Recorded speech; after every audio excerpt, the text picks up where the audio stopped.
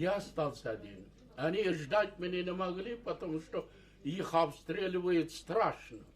Они не могут ни минутка оставаться. И мне было очень обидно, потом обидно, что я хоть немножко своим отрядом не воевал. Страшно это. Страшно. Тогда у меня всего 23 года. И вдруг застрелился. Я хотел, смотрю назад. Немцы теперь не стреляют, живым хочу взять. Потом я думаю, все равно я им не дамся. Я застрелюсь. Я прощаюсь с товарищами. Думаю, прощай, мои друзья. Я вам ничем не могу помочь. С вами рядом не могу ходить. Я ухожу с жизни честно, добросовестно. И взял пистолет, держу. Вдруг к врагам смотреть, застрелиться не хотел. Я повернулся в сторону поток, село поток перед ним. Там тоже немцы, полиция, жандарм. Я смотрю вперед. Вдруг выскочил пару конный подвод. Смотрю, двое сидят. Я думаю, ну ладно, оба немцы или полиция. Я не знают они, кто я такой. Я сразу одну, другую ложу и лошадь возьму, убегаю.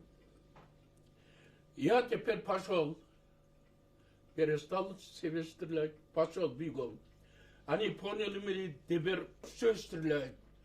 Знаете, мне галопей было в рук. Все передырки, а мне не попали ни одной пули. Я очень матершинный человек. Я матерюсь, приготовь меня лошадь, а то я застрелю. Оказывается, не полиция, не немцы, а один старик, молодой парень.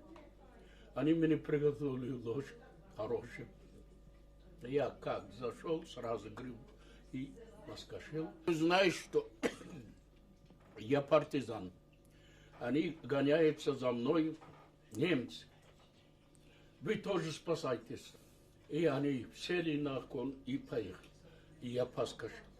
И так мы спаслись. 28 мая.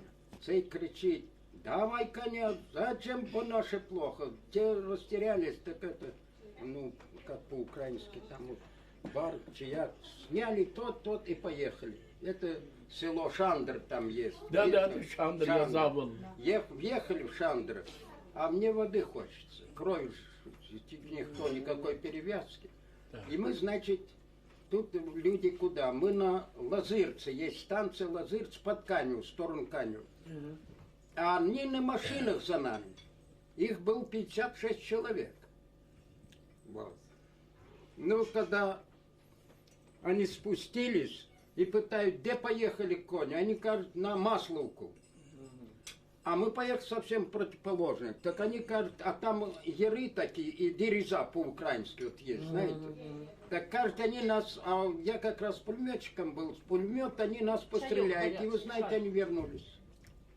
А потом на этой Лазырц, там немцы охраняли. А немцы побачили, что не поняли, чи десант, чи черт текать. А мы от них текать. Черныши, полиция текать. Дмитрий Ага, а его жена, знаете, фашисты убили. Его жалко было, страшно было жалко. Вот такое пережить, это страшное дело. Он комиссар партизанского отряда.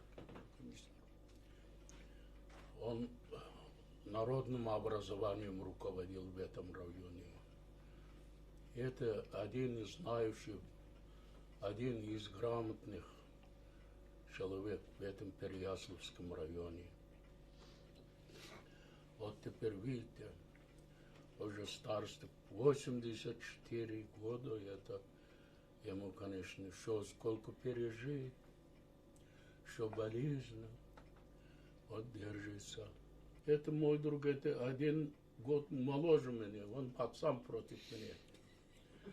Но он тоже плохо не выглядит очень хорошо. Да.